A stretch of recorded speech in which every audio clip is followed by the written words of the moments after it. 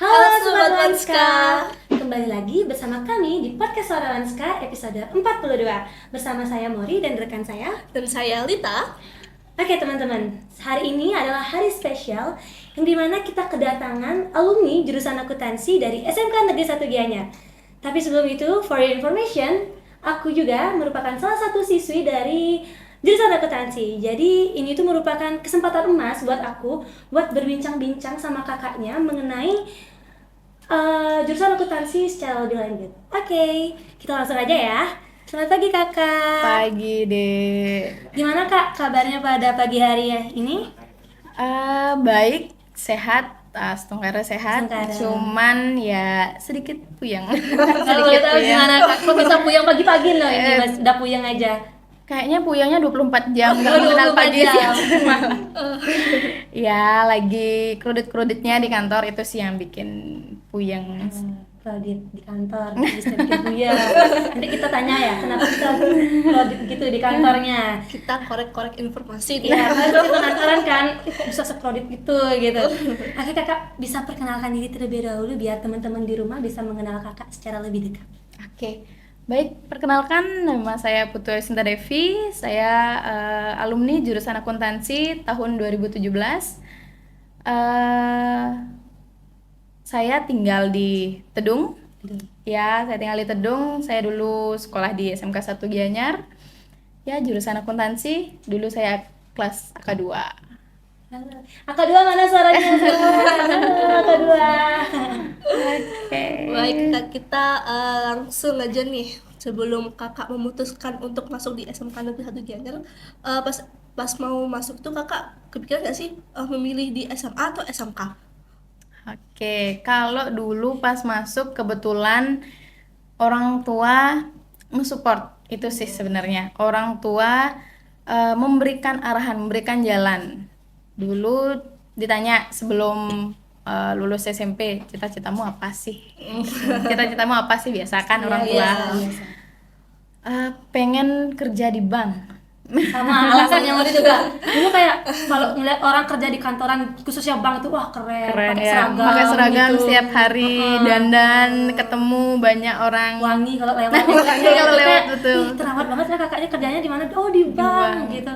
Betul, itulah salah satu alasannya. Dan mengapa kakak memilih di akuntansi? Ataukah memang ada kepikiran dari awal banget pengen jadi akuntansi, atau enggak memang ada pertimbangan pengen di akuntansi atau enggak pengen di perkantoran gitu? Oke, kalau dulu lingkungan kakak sebenarnya di dunia pariwisata. Banyak dunia pariwisata, terutama orang tua juga, bapak terutama itu di bidang pariwisata. Nggak tahu ada jurusan akuntansi. Bahkan waktu SMP nggak tahu. Intinya pengen kerja di bank. Nggak tahu lah stepnya harus kayak gimana. Dan untungnya orang tua ngerti di dunia itu. Jadi cita-citamu pengen apa? Kerja di bank. Oke, kalau kayak gitu ambil jurusan akuntansi sekalian. Jangan ngambil SMA. Kalau kamu emang udah tahu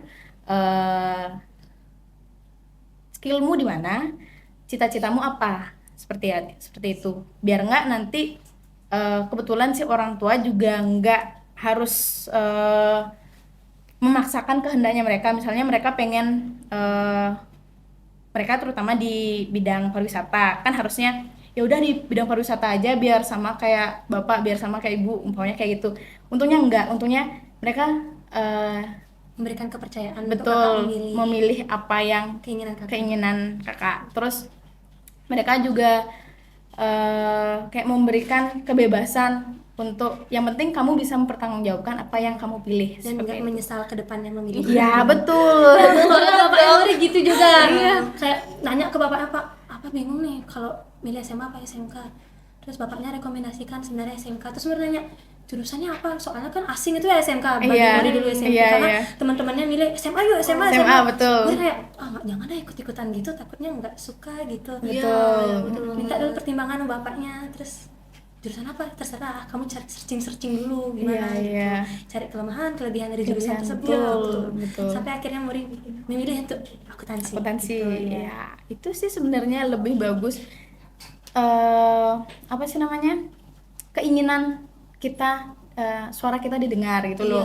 Biar nggak terlalu memaksakan apa yang mereka inginkan. Pokoknya dilihat, oh anak tetangga anak tetangga sukses di jadi kerja di luar nih, kan kayak gitu. Anak tetangga kerja di luar cepet banget membangun, cepet banget gini, cepet banget kayak gitu. Kita kan nggak bisa memaksakan kemampuan kita. Oke, kalau memang anak tetangga itu emang skillnya di sana, ya nggak masalah. Kalau kita, jujur aja, kalau kakak bahasa Inggris tuh nol. Bahasa Inggris berapa tempat les pun nggak merubah skill. Mungkin karena nggak terjun langsung, yaitu yang bikin susah untuk menerima. Jadi kalau umpamanya mau disamakan dengan anak tetangga atau mau disamakan bapak di pariwisata, kamu terjun aja di pariwisata. Mau disamakan kayak gitu nggak bisa, karena beda orang, beda kemampuan, seperti itu. Jadi lebih aman kalau langsung terjun di bidangnya masing-masing. Ya istilahnya dari hobi jadi cuan gitulah. Sekarang ada istilah gitu. Dari hobi jadi cuan kayak gitu, daripada memaksakan hanya berfokusnya di awal dari uang aja. Jadi gimana caranya biar kamu bisa mendapatkan uang, seperti itu. Jangan berfokus ke uang aja, tapi kenyamanan setelah di dunia kerja kayak gitu. Karena kalau memang dari dalam kita mau hal itu lebih baik, lebih kayak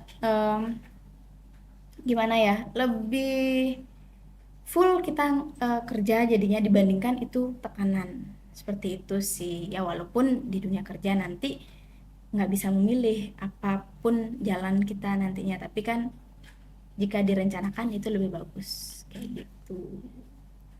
Tadi kan Kak Sinta sempat bilang dari hobi bisa jadi cuan. Nah ya. Terus Mori juga sebelum-sebelumnya lewatlah di beranda TikTok gitu. Hobi itu kan merupakan salah satu hal yang kita senangi agar kita bisa menghilangkan stres. Betul. Apakah harus hobi itu menghasilkan cuan gitu Kak? Kan banyak orang tua nih, kamu sukanya gambar, misalnya contoh nih ya, kayak kamu sukanya gambar terus bikin TikTok skincarean gitu, itu ngasilin nggak sih? Mending kamu nyari kerjaan yang bisa ngasil uang. Ngapain sih kamu buat kayak gitu gimana menurut Kak? Kalau menurut aku sih lebih ke kalian juga mikirin di samping kerjaan itu adalah kalian full di samping kerjaan itu dari hobi juga bisa menghasilkan uang, kalian juga lihat prospek ke depannya. Apakah itu akan bertahan lama, peluang ke depannya, apakah itu bisa stabil ke depannya. Terutama kalau ngomongin uang kan kita nggak akan stop itu sampai tua pun itu perlu ya, kita lihat nggak ada habisnya itu.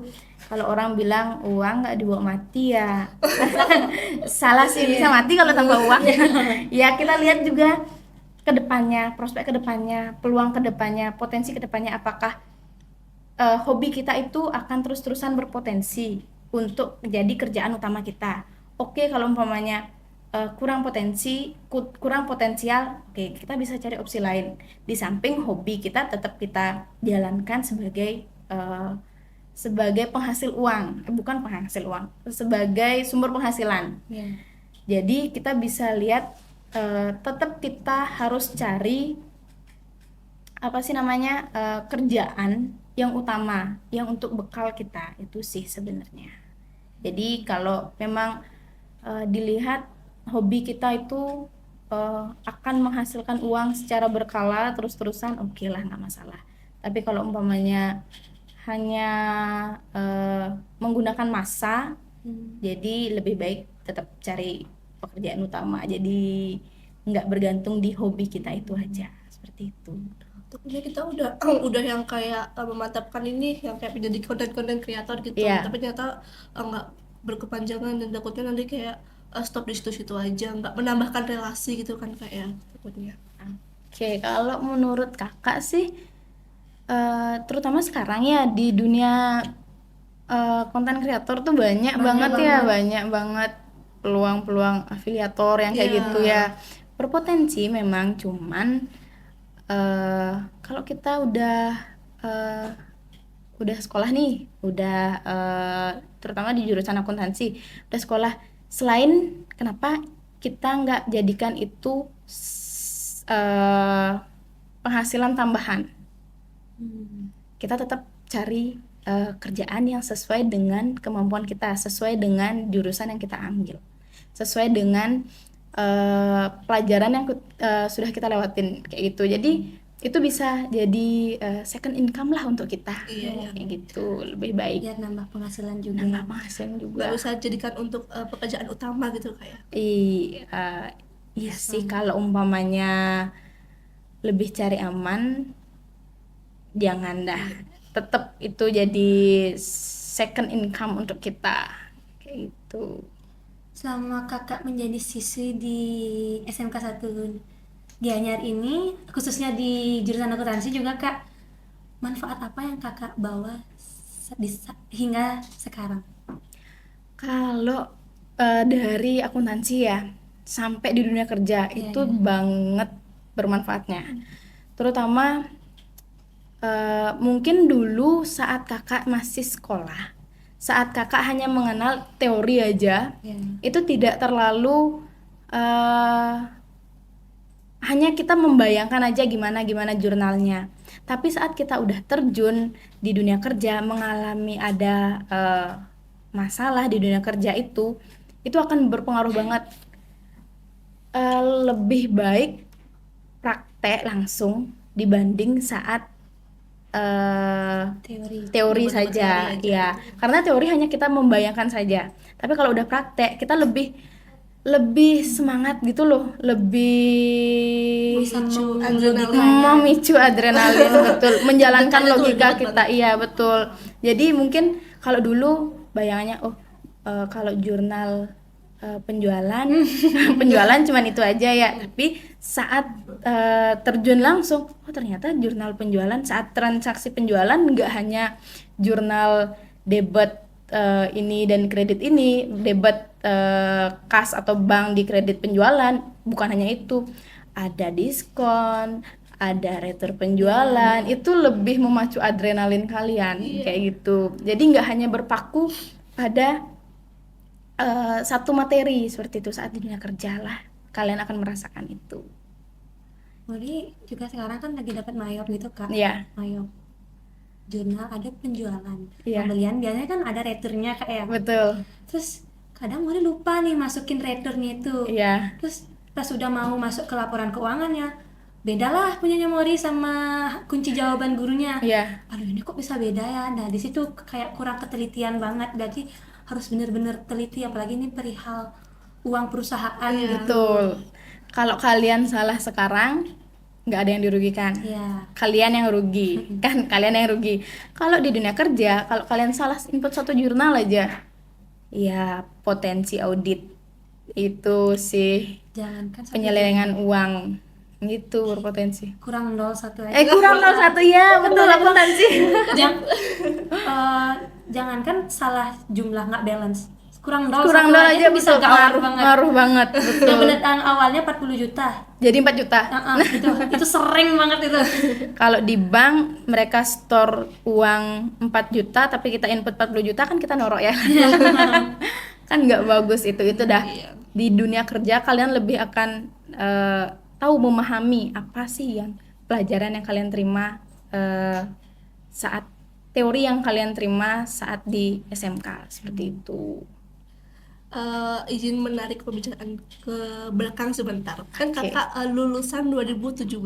Iya. Apakah di masa itu fasilitas pembelajaran di akuntansi itu udah memadai atau belum? Gimana fasilitas pembelajarannya, guru-gurunya, atau materinya yang udah berkembang seperti sekarang, Kak? Oke, kalau dilihat perkembangan akuntansi itu terutama di bidang IT-nya, di bidang program akuntansi Mayop terutama, itu kan setiap pasti ada aja perubahan. Iya. Kalau dulu sangat membedai sih bagi kakak. Dulu komputer ada, Terus masalah guru-guru juga terutama di akuntansi itu guru-gurunya memang terjun langsung di bidangnya. Jadi ada yang kalau dulu ada guru yang langsung memang punya koperasi seperti itu. Jadi lebih mereka mengajar dengan gambaran di dunia akuntansi langsung seperti itu. Jadi lebih enak kita mendengarkan karena mereka memberikan langsung gimana sih akuntansi itu sebenarnya di real sama di teorinya seperti itu. Jadi enak sih dulu. Komputer mungkin nggak secanggih sekarang ya, cuman udah memadai dulu. Komputer udah, guru-gurunya lebih ya profesional banget gurunya dulu. Udah. Terus masalah apa tuh namanya, fasilitas oke sih emang dari dulu SMK 1 makanya memilih di sini. Gitu. Sekarang kan kita lagi buat konten promosi gitu Kak, istilahnya tentang jurusan gitu. Ya. Mungkin ada adik-adik yang masih ragu gitu Kak untuk join jurusan akuntansi. Gimana biar mereka nggak ragu gitu loh Kak, dia untuk join jurusan akuntansi? Seberapa besar keinginan Kakak untuk merekomendasikan kepada mereka? Oke. Kalau menurut Kakak yang untuk adik-adik semua yang pengen di jurusan akuntansi, terutama di peluang kerja. Intinya kalau kalian memang pengen jurusan akuntansi itu jangan berasal dari paksaan orang sekitar, lingkungan, atau paksaan orang tua. Pilih jurusan yang memang kalian mau. Terutama kalau umpamanya kalian masih bingung nih, pengen jurusan apa sih, pengen sekolah di mana sih. Kalau kalian lihat dari potensi peluang kerjanya, jurusan akuntansi tidak monoton hanya di Bang saya. perbankan saja, betul. Sekarang jurusan akuntansi terutama itu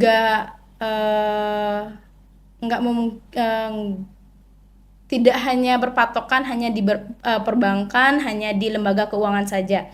Kalian bisa terjun ke perhotelan. Ya, betul, Itu betul. memang kalau dilihat apa sih akuntansi kok lintas jurusan jadinya ke perhotelan? Iya, karena perhotelan pun, pariwisata pun itu memerlukan akuntansi. Back office-nya mereka itu perlu, sangat perlu. Jadi peluang kerja jurusan akuntansi itu tidak hanya di keuangan, tidak monoton di keuangan, di lembaga keuangan. Seperti itu.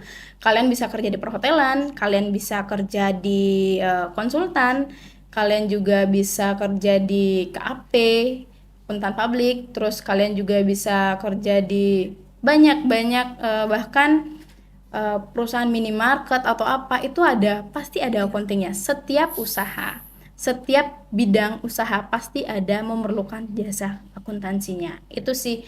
Jadi peluang kerja kalian sangat luas kalau kalian memilih jurusan akuntansi seperti itu. Bukan kita meremehkan jurusan lain, tapi kebetulan saya di bidang akuntansi. Kalau kalian bilang sekarang kan lulusan akuntansi udah banyak, jadi mungkin peluang kerjanya menipis. Enggak. Kalau bagi kakak itu semasih usaha jalan, perekonomian jalan, akuntansi itu sangat dibutuhkan. Karena nggak semua orang kayak ngerti tentang jalannya akuntansi itu gimana Betul. kayak. Jadi yang perlu yang benar-benar ngerti nih gimana cara ngatur keuangan gitu. Nggak Betul. semua orang bakal tahu juga. Iya betul, karena kalau dilihat dari proses pengambilan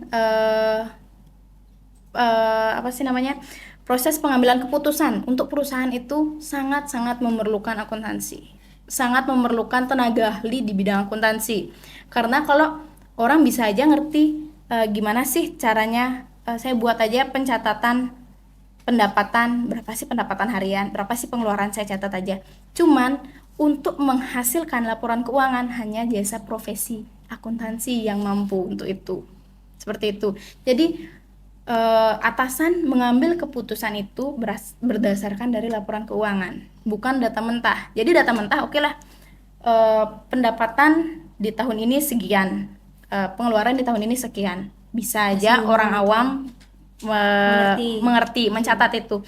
Cuman ada potensi penyusutannya, ada gimana sih alur keuangannya, apakah arus kas, apakah cash flow perusahaan itu berjalan bagus, itu hanya jasa profesi akuntansi yang mengerti seperti itu. Itu sih makanya masih ada bisnis perekonomian masih jalan, bagi kakak sih akuntansi sangat diperlukan. Itu jadi nggak usah ragu untuk memilih jurusan akuntansi kalau bagi kakak. Soalnya sekarang juga Kak ya, pengetahuan Mori, banyak profesi yang udah dialihkan menggunakan AI, robot gitu. Oke. Apa menurut Kakak bisa nggak seorang akuntansi, accounting itu digantikan dengan AI gitu? Kalau digantikan AI nggak mungkin bisa input jurnal. Tetap kita yang input. Kalau umpamanya sekarang ada akuntansi komputer kayak Mayob, nggak semua orang bisa nginput jurnal. Apakah transaksi itu masuk ke jurnal umum, apakah transaksi itu masuk ke jurnal penyesuaian, apakah transaksi itu masuknya ke petty cash, itu kan nggak semua orang bisa. Walaupun memang dari dulu ada istilahnya komputer akuntansi, cuman kalau tidak mempelajari akuntansi lebih dalam, itu akan kebingungan. Seperti itu sih. Bagi kakak masih, walaupun ada AI pun akuntansi nggak terancam kok, karena nggak semua orang bisa. Gitu. Jadi tetap diperlukan kapanpun ya Kak ya. Betul, kapanpun tetap diperlukan. Walaupun kalau kalian lihat AI nih, kita bisa konsultasi kok masalah riwayat penyakit di AI dengan input keluhan kita udah bisa AI udah bisa mendiagnosa mendiagnosa kita nih. Tapi apakah itu mengakibatkan tenaga dokter berkurang? Enggak kan? juga dong. Tetap kita perlu Tetap dokter, butuh ya, tetap perlu dokter. AI bisa aja, AI kan buatan manusia juga. Kita nggak bisa 100% percaya dengan AI. Coba aja kalau umpamanya kalian cari jawaban lah dari ujian-ujian di AI, nggak 100% itu akurat. Iya. Gitu, betul.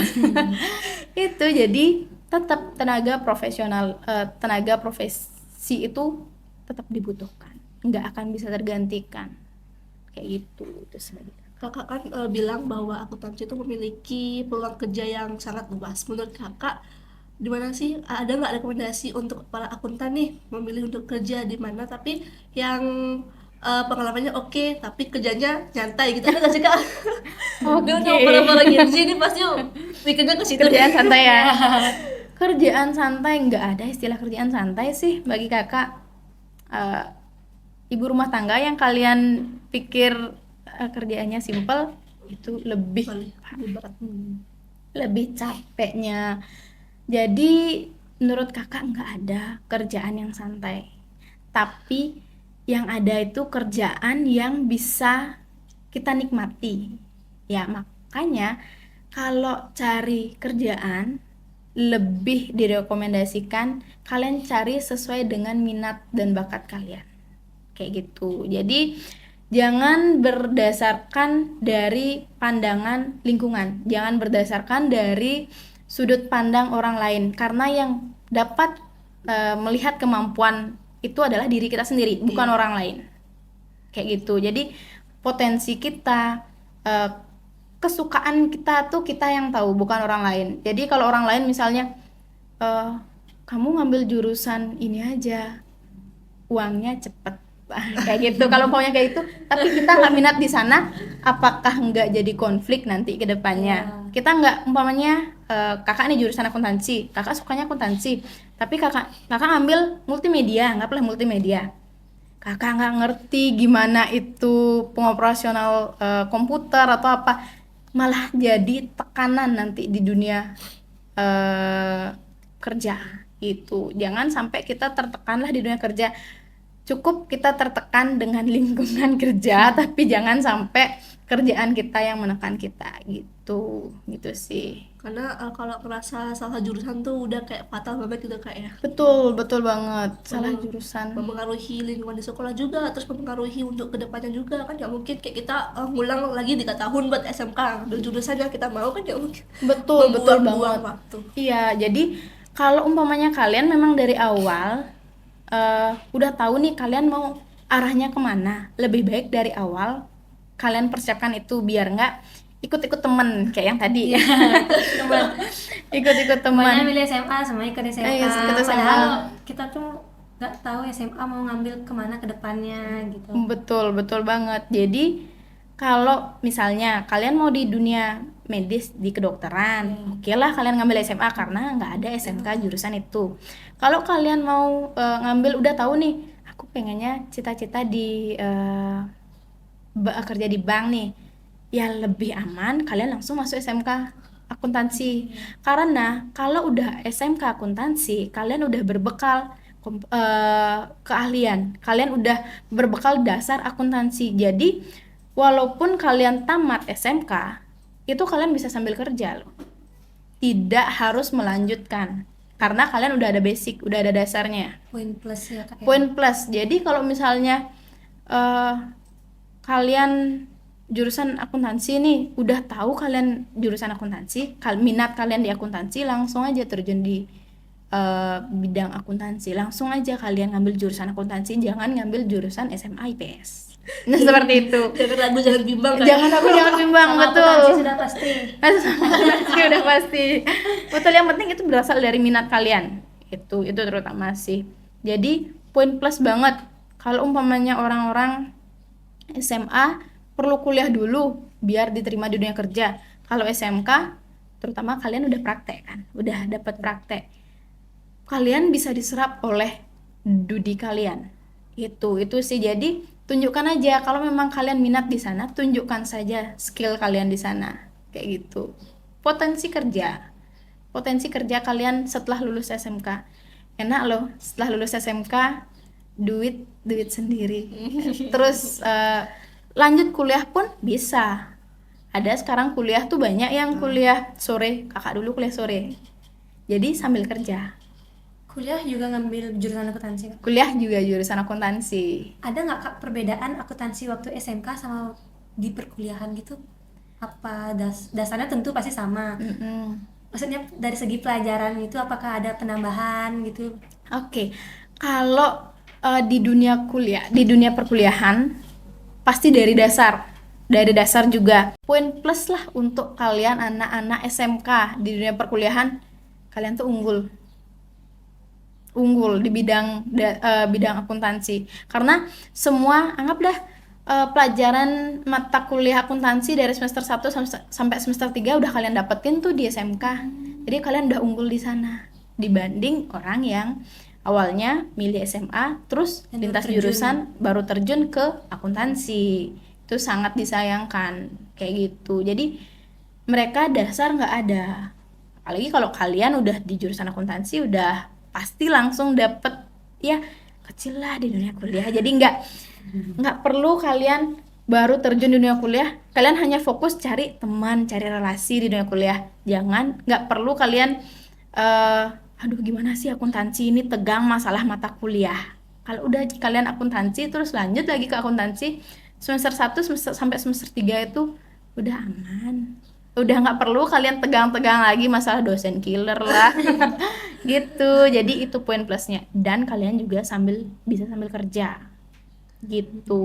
Jadi merasa punya privilege Kak ya. Betul banget. Merasa apa sih ini? Oh, gampang gitu. Ini aku udah dapet nih waktu SMK Waktu gitu. Langsung SMK. jadi tutor sebaya Betul. teman-teman semata kuliah. Iya. Bisa jadi joki tugas. Betul. Kakak pernah jadi tugas. Ih, bener.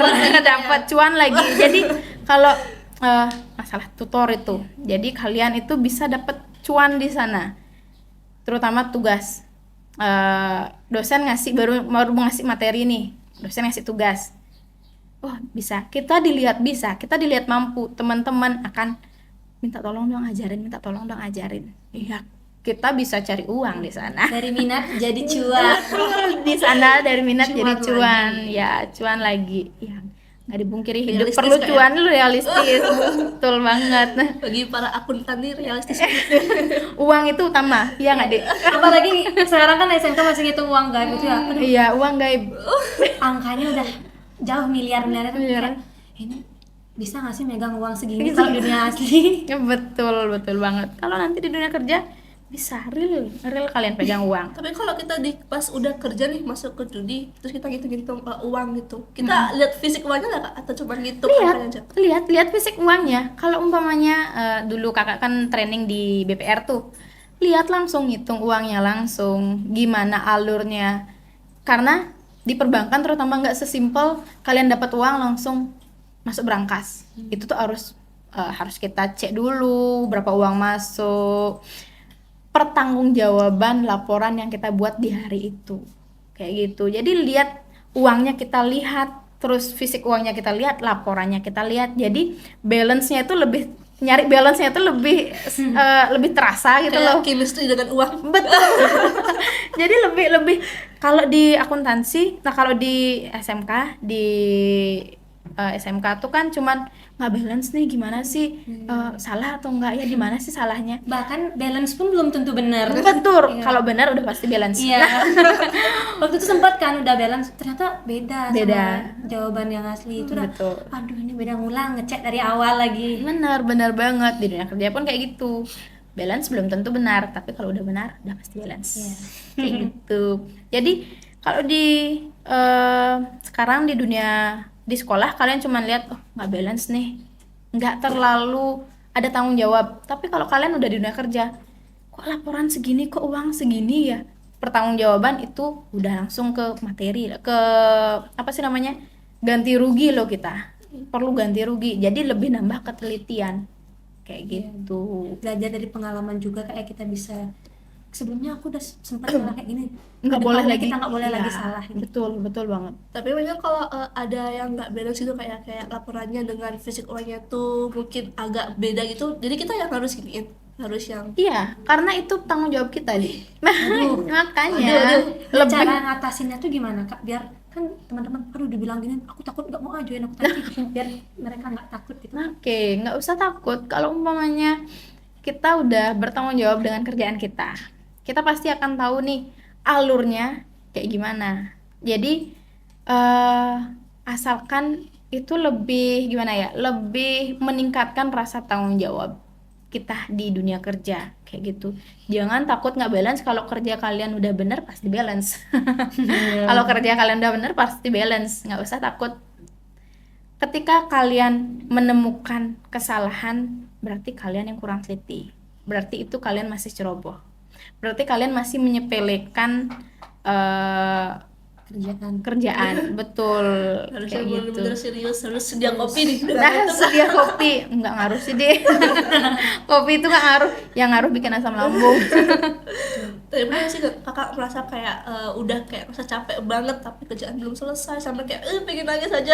Ya kan sekarang Muri juga selaku anak akuntansi juga, karena kayak aduh kok ini banyak banget ya laporan keuangannya, dari laporan keuangan kita lanjut bikin cash flow segala macam gitu. Terus apalagi cash flow itu susah ya Kak ya. Iya, Menurut- betul. Emang kata guru-guru juga lumayan susah Lumayan, gitu. betul. Terus juga kayak Muri sempat juga waktu itu pengen nangis gitu Kak. Jujur nih pengen Mau nangis. nangis aja deh. Susah gitu. Kayak ngerasa udah salah pilih jurusan tapi nggak boleh gitu, karena ini adalah tekadnya Muri dari awal untuk jadi akuntansi. Cara ngatasin itu gimana Kak? Cara ngatasin capek dan bosan, Ya, jenuh. gitu. Jenuh gitu. Setiap sesuatu yang kita lakukan pasti ada jenuhnya. Ya, gitu.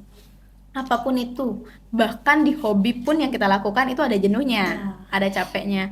Cara mengatasi, selingin dengan kegiatan yang baru, hal baru. Jadi kita nggak monoton nih. Sorry kayaknya. Jadi nggak monoton, hal itu aja yang terus kita ambil. Kalau umpamanya udah kalian jenuh nih, udah kerjaan full kayaknya, aduh depan komputer capek nih, lelah, selingin dengan apa? Umpamanya kalian makan, selingin dengan ngemil, selingin dengan makan, selingin dengan scroll HP, scroll TikTok. Jangan kebablasan. Sering ke belakang. Karena sering kan, jangan sampai kebablasan. Iya, selingin itu. Kalau umpamanya kalian udah aduh mumet nih di kantor semingguan ini banyak banget kerjaan. Kayak gitu juga di sekolah kan, duh mumet nih kayaknya tugas banget, tugas minggu ini, terus praktek ujian ulangan kayak gitu kan. Selingin mungkin hari Sabtu Minggu kalian bisa ngasih reward untuk diri kalian. Self reward Iya langsung, Kak, ya. betul. Jangan setiap hari self reward. Itu namanya mengikuti keinginan. Mengikuti keinginan, betul. Jadi lupa sama tugas. betul. Keasikan nih, belajar sini belajar sana, main ke sini belajar Main ke sana. sana jangan sampai itu ya. Main jadiin rasa terima kasih kita ke tubuh kita udah bertahan sampai saat ini, udah kuat sampai saat ini kayak gitu. Jadi jangan, tetap kita harus fokus kerja tapi selingin dengan hiburan kayak gitu, tetap nggak ada salahnya kok. Kita kerja untuk apa juga, untuk hibur diri kita juga kayak gitu. Harus tetap balance, Kak, ya, mana Harus yang kebutuhan, mana Jangan. yang kepentingan kewarasan. Jangan uang aja yang harus balance, tapi kesehatan mental kita juga Harus balance. hidup harus balance juga. Agar tetap waras nih Agar tetap menghadapi hari-hari waras. kita. betul banget. Saya aja yang masih kayak terhitung anak SMA, masih anak remaja tuh kayak harus benar-benar balance. Saya kayak mungkin dari Senin sampai Jumat ini kan udah kan full day pulang jam 4 tuh, saya Sabtu sama Minggu tuh kayak pengen yang heaven aja gitu. Betul banget. Iya, jangan sampai lupain tugas sekolah sama tugas rumah ya. Iya, tetap harus kayak gitu. Jadi umpamanya Senin sampai Jumat kalian full day ya. Iya, full Iya. day. Kalau Senin sampai Jumat oke lah, kurang waktu sama keluarga, kurang waktu istirahat. Sabtu Minggu kalian bisa, pokoknya Sabtu kalian ambil kerjaan tugas sekolah nih, kayak PR kalian selesaikan. Minggu family time dan keluarlah jalannya sama teman ya. Nongkrong, main ke rumah teman. Sekarang nongkrong ya, kalau zaman kakak sepedaan deh ke rumah teman. Sekarang udah beda, Kak. Udah Coffee shop. Cafe siap Beda ya. culture ya. Beda culture ya. Aduh, kalau kakak dulu enggak loh. Kalau kakak dulu main sepedaan ke rumah teman, main di lapangan kayak gitu ya. Kalau sekarang kurang ya. Tapi justru itu yang seru, Kak, ya. Iya, Momennya tuh dapat banget. Dapat banget ya. Enggak ada istilahnya dulu main HP. Dulu Mori ada istilah main HP waktu kecil, 2017. Jadi selingin sama teman-teman Selingin juga. sama Kan teman-teman. mainnya gamenya sama teman-teman gitu. Tapi tetap kan gadget lah. Tetep gadget juga tuh waktu itu. Benar. Jadi kayak gitu, selingin aja, tetap jangan terlalu berfokus ke kerja kayak gitu, selingin. Mori mau nanya lagi balik Kak Sinta, fondasi kakak untuk join jurusan akuntansi, cita-citanya pengen kerja di bank. Terus kalau boleh tahu sekarang kakak udah kesampaian belum kerja di bank? Atau malah berbeda tujuan di tengah jalan itu berbeda tujuan, sekarang berkecimpungan di perusahaan mana mungkin gitu, Kak? Oke. Kalau dulu cita-cita kerja di bank, ambil jurusan akuntansi, pengen kerja di bank. Nah, sekarang real life-nya Ya, ternyata secara real life. ternyata nggak sesimpel itu. Jadi mungkin juga itu takdir ya. Kita bisa berencana tapi Tuhan juga yang menentukan akhirnya, berkehendak. Ya mungkin itu jalan terbaiknya. Jalan yang terbaik. Betul. Jadi jujur dulu itu kakak sangat pengen kuliah di UNUD. Iya, kuliah di UNUD. Kampus impian. Siapa sih yang nggak mau masuk UNUD? Siapa sih ya? Itu kan Iya. di mindset kita UNUD keren kampusnya, kampus negeri.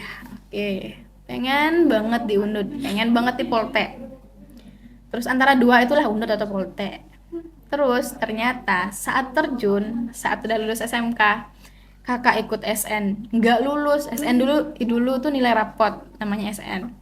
SBM juga nggak lulus. Nah, lulusnya saat jalur mandiri.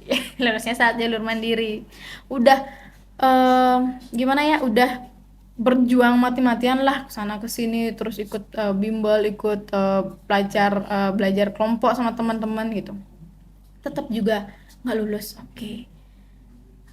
Lulusnya jalur mandiri itu ada kayak istilahnya uang sumbangan kayak gitulah. Iya, yang betul, nominalnya yang nominalnya cukup tinggi. Oke lah, nggak mungkin aku ikutin kayak gini.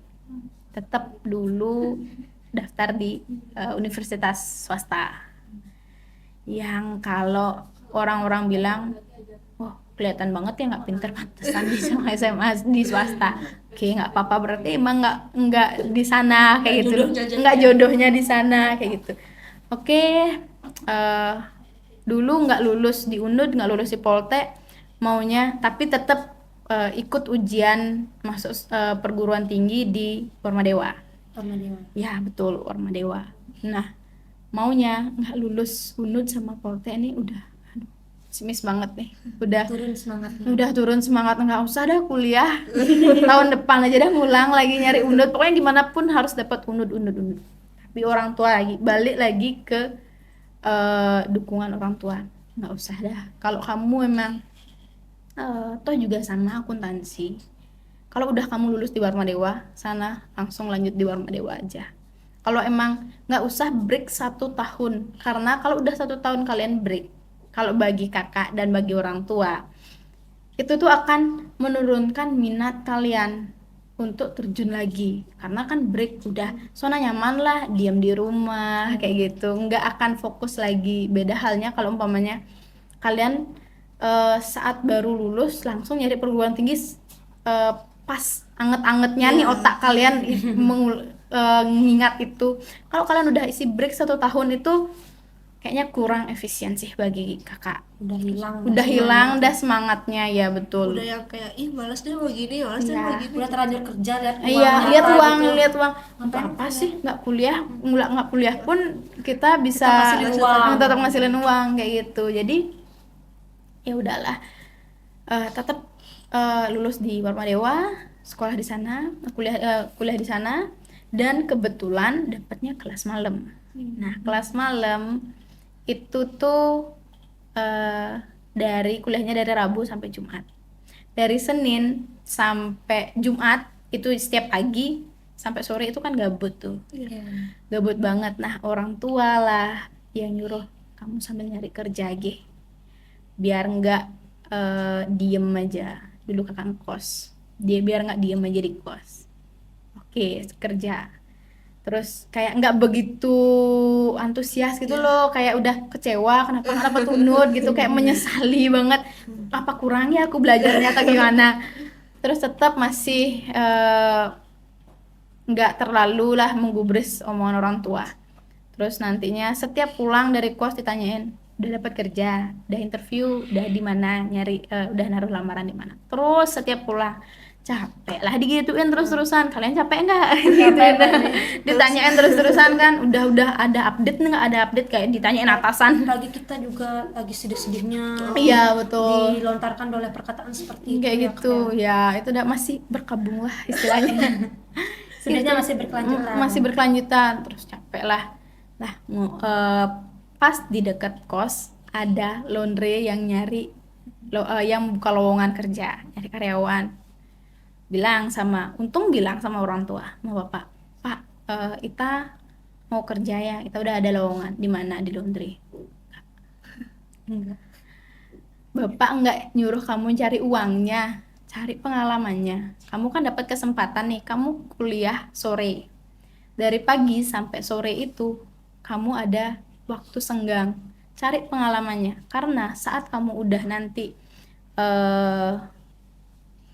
saat kamu udah lulus kuliah, yang ditanya di dunia kerja bukan IP kamu, tapi yang ditanya pengalamanmu. Pasti banyak lowongan pekerjaan yang lebih memprioritaskan pengalaman, seperti itu. Jadi cari itu, biar nggak kamu udah terjun di dunia akuntansi nih, udah ada basicnya, udah ada dasarnya, kamu bisa kok langsung terjun ke dunia kerja sekarang. Cari itu. Nah, di sanalah. Oke, berarti diarahkan sama orang tua.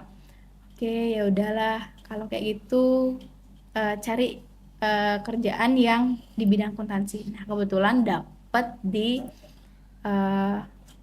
konsultan pajak. Kayak gitu, dapat di konsultan pajak. Oke, kerja sambil kuliah, ya walaupun capek, lelah, kerja Menguras dari energi banget juga. Betul, dari pagi jam 8 kerja sampai jam 5. Kuliah dari jam 5 sampai jam 11 malam. Apa nggak capek itu? Sampai jam 11 malam, Kak? Sampai jam 11 malam, Dik. Bisa nggak gini-gini? Nah, udah kayak gitu, udah capek di kerjaan, udah capek di kampus, apalagi tugas-tugas kampus. Oke, ya apa-apa, jalanin aja. Lihat uangnya soalnya juga deh. Lihat uangnya enak tuh belanjain gitu. Itu sih. Jadi itu awalnya kakak sadar kalau akuntansi itu potensinya nggak cuma di bank aja, di dunia konsultan, di dunia pajak juga diperlukan, dibutuhkan kayak gitu. Terjun di sana, nah kok asik ya, dapet kok asik ya pajak ini, kok asik ya. Pajak asik.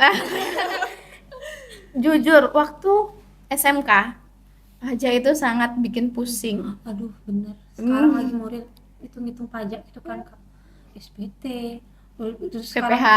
ya ngikutin yang peraturan itu loh Kak, undang-undangnya itu isi Iya. kita yang ngapalin gitu berapa tarifnya gitu kan. Betul. Ngecek lagi ke Google, nyari yang undang-undang yang Terbaru terbaru betul gitu. ya, Itu sih cukup bikin menguras. menguras energi Iya. ya. Tapi enak. Kalau udah ngerti enak lah, bener, jujur, Iya. jujur udah ngerti. Uangnya sih yang enak deh. Itu udah dijalanin loh, kok nyambung, kok enak terjun di dunia ini kayak gitu. Ya udah, kalau udah terjun langsung, terus lihat potensinya, lihat peluangnya, kok bagus kayaknya ya di perpajakan ini. Ya semasih pemerintahan ada, itu dunia pajak nggak akan kelar, istilahnya kayak gitulah. Pasti ada orang-orangnya, masih ada yang membutuhkan profesi ini seperti itu. Dengan ya kalian tahulah pemerintahan update terus peraturan kayak gitu ya. Kayaknya potensial sih di sini. Nyaman, selain untuk mendapatkan uangnya juga untuk bekal tambahan. Kakak juga dapat ilmunya di sana. Dan akhirnya lulus kuliah ada bukaan profesi konsultan pajak. Kakak ikut kelasnya, ya isi kuliah juga. Terus kakak ikut tes ujiannya, akhirnya berkesempatan lolos. Terus di sana dah kakak memberanikan diri untuk membuka kantor sendiri. Perlu ditiru deh dari para akuntan yang mau mengikuti jejak kakak ini. Tonton podcast ini sampai habis. Karena di sini banyak banget ilmu yang akan kalian dapatkan. Oke, gitu. Jadi kalau akuntansi itu nggak gimana sih? Nggak sempit peluang kerjanya gitu loh. Yang kakak aja dulu awalnya pengen cita-cita kerja di bank, Tuhan berkehendak lain. Mungkin dengan kalau kakak kuliah di UNUD nggak ada kesempatan kakak untuk sambil kerja, karena kan kalau di UNUD kuliahnya full. Iya. Iya, dari pagi nggak mungkin ada kesempatan kerja. Mungkin Tuhan menggariskan ini, jadi dikasih sambil nyari pengalaman seperti itu. Jadi mungkin kalau kalian anggap pesan sih, kalau kalian anggap di hari ini hal yang kalian terima itu adalah kesalahan, hal yang kalian terima itu adalah penyesalan, mungkin nanti suatu saat kalian akan sadari bahwa itu adalah jalan terbaik dari Tuhan. Kayak gitu sih, itu sih menurut kakak. Kata-kata hari ini. Hari ini Buat kalian. iya bener, dulu sampai setahunan tuh menyesal, aduh apa kurang belajar ya, kurang semangat ya aku nyarinya ya. Tapi ternyata Tuhan berkehendak lain, kayak ini jalanmu, kayak gitu. Sampai sekarang bisa. Jadi penyesalan itu nggak perlu kalian sesali, tapi kalian jadikan pengalaman. Betul. Kayak gitu sih. Apa manfaat yang kakak dapat atau privilege yang kakak dapat untuk saat ini yang mungkin bagi kakak tuh kayak berkesan banget, saya bekerja di kantor ini konsultan pajak kak ya? Iya, Apa aja? betul. Kalau privilege-nya nambah relasi sih, nambah relasi. Kalian mungkin menganggap hal itu nggak perlu, tapi saat kalian udah di dunia kerja, kalian terutama di bidangnya kakak, konsultan, banyak tipe orang kalian akan banyak menemui sifat orang, banyak menemui tipe orang kayak itu. Jadi kalian harus belajar eh, memahami semua sifat orang kayak gitu. Itu sih terutama di bidang jasa konsultasi.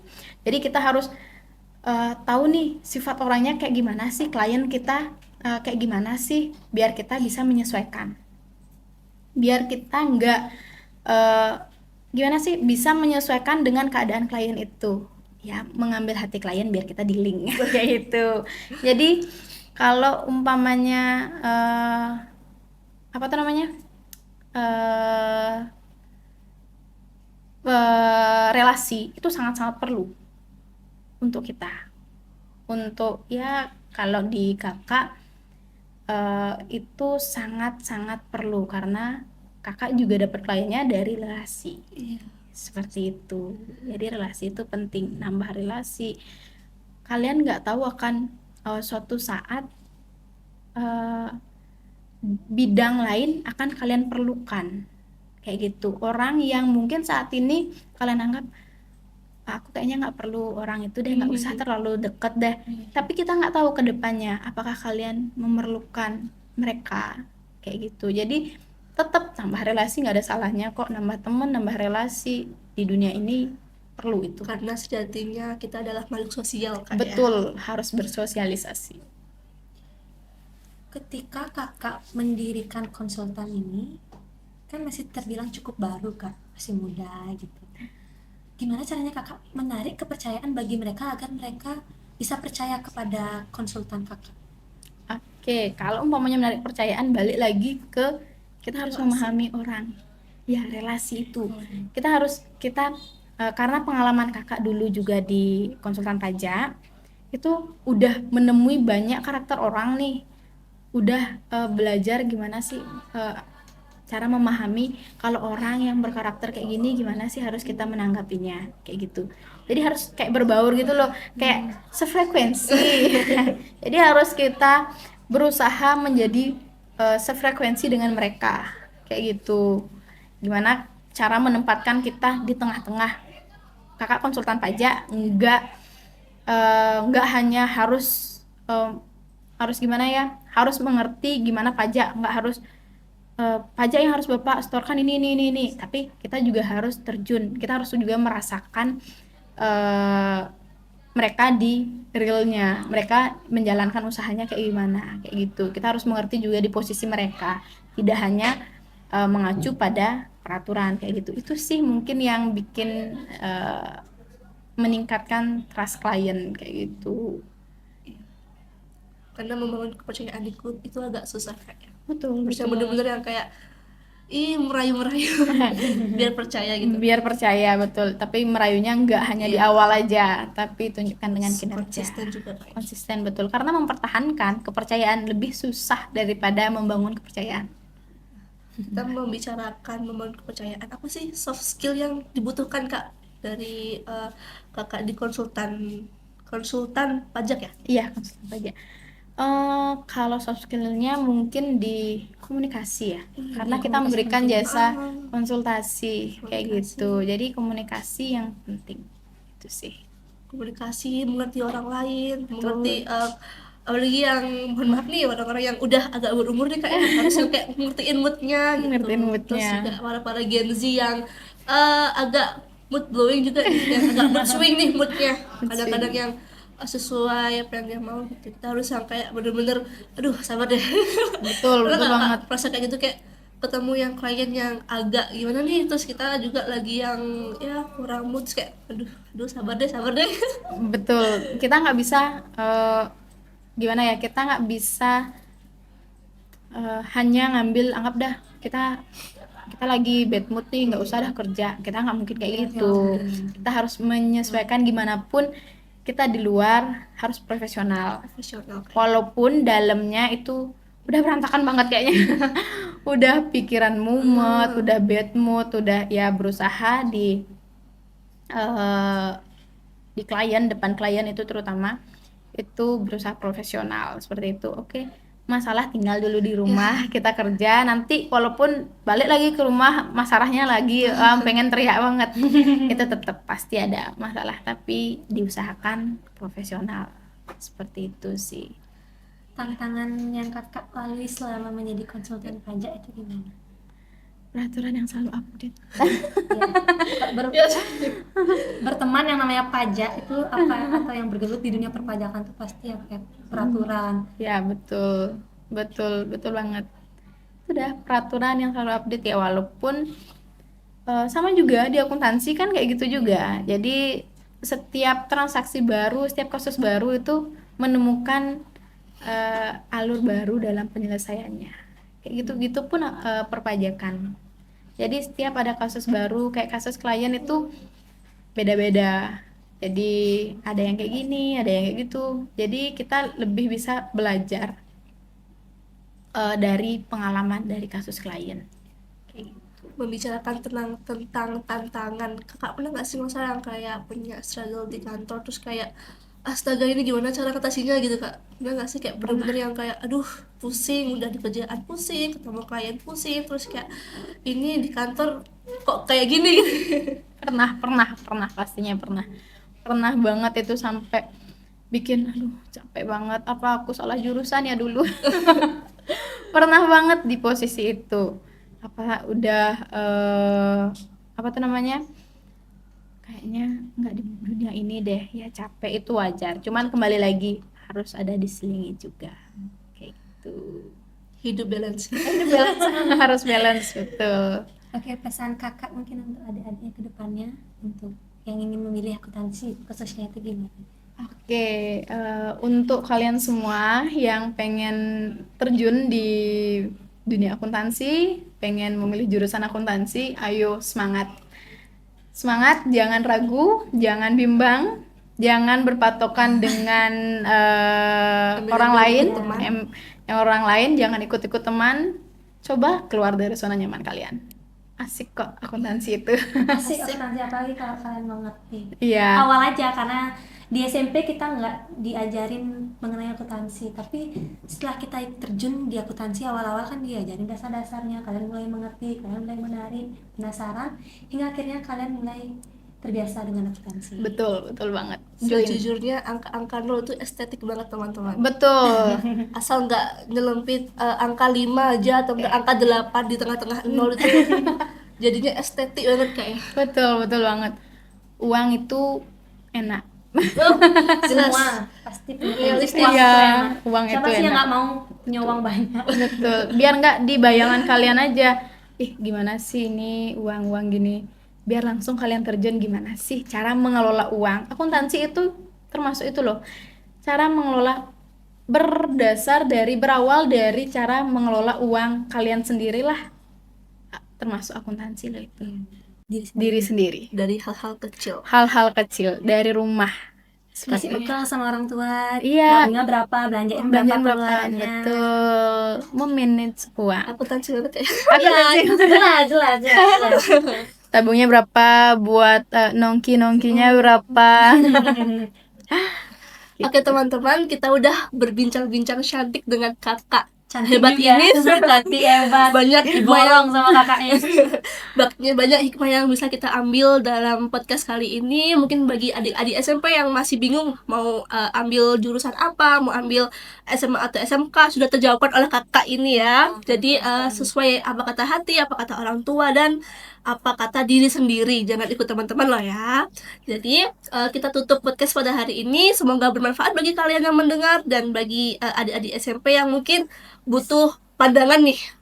Kita tutup podcast hari ini. Sampai jumpa di episode selanjutnya. Bye-bye.